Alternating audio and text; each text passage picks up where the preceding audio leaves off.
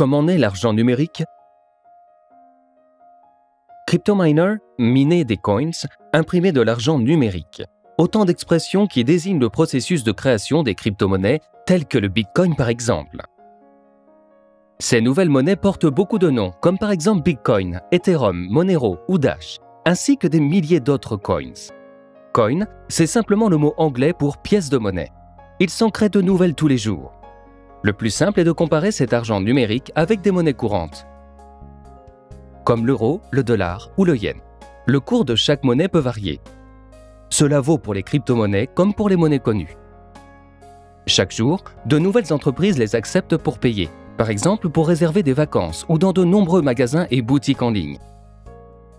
De plus, il existe des prestataires qui permettent par exemple de payer son loyer par virement ou sa facture de téléphone. La valeur d'un Bitcoin est aujourd'hui 50 000 fois supérieure à celle de 2010. De nombreuses personnes qui ont identifié cette tendance à temps sont déjà millionnaires aujourd'hui, sans avoir jamais travaillé pour cela. Et le marché en est tout juste à ses débuts. La capitalisation de marché s'élève à plusieurs centaines de milliards, dont 183 milliards ont été investis sur la seule année 2017. Le crypto-marché dans son ensemble est le concept commercial le plus profitable qui ait jamais existé sur Terre. Rien dans l'histoire du monde n'a jamais connu une telle croissance. Et pourtant, moins de 2% de la population mondiale sont actuellement au courant. Mais d'ici quelques années seulement, c'est ce que prédisent des entrepreneurs de premier plan, cette évolution aura atteint l'ensemble du globe et tout le monde devra utiliser cette technique. Comment est née cette alternative de marché monétaire? Cela a été une réaction à la crise économique de 2008. Un homme, du nom de Satoshi Nakamoto, a inventé un moyen de paiement cryptique qui devait constituer une alternative au système bancaire et qui en est même indépendant. On a ainsi résolu 5 problèmes absolument essentiels. Aucune transaction ne nécessite de banque. Il n'y a donc pas de frais élevés, ni de délai. Tout reste anonyme. Aucun paiement ne peut être attribué à une personne. Il n'y a pas de fichage des citoyens dont on enregistrerait les habitudes de consommation.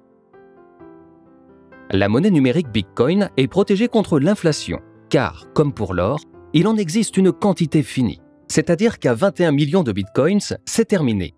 Et la valeur ne peut donc que monter à l'avenir, tandis que les banques continuent d'imprimer et même de produire numériquement des euros et des dollars de façon incontrôlée.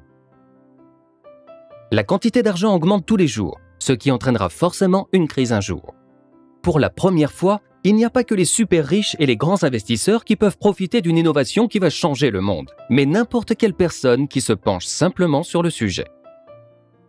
Ce qui est génial, c'est que le système est protégé contre toute attaque. Pourquoi? C'est ce que nous allons voir maintenant. Le tout repose sur une invention révolutionnaire qui a d'ores et déjà changé l'économie mondiale aujourd'hui. On l'appelle la blockchain. Alors qu'avant, on enregistrait les données et les informations sur un ordinateur central ou un serveur, désormais, toutes les transactions sont enregistrées dans la blockchain, un regroupement volontaire de millions de propriétaires d'ordinateurs dans le monde entier. Chaque ordinateur du réseau contrôle chaque transaction de la blockchain. Ce n'est que lorsqu'au moins 51% des ordinateurs approuvent la transaction, par exemple parce que le compte est suffisamment approvisionné, que le paiement est validé.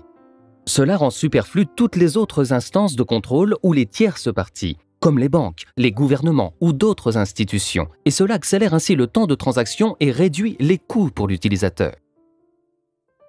Les ordinateurs de ce réseau ne peuvent pas non plus être manipulés, car si un ordinateur du réseau était attaqué, tous les autres s'en rendraient compte et réagiraient en conséquence.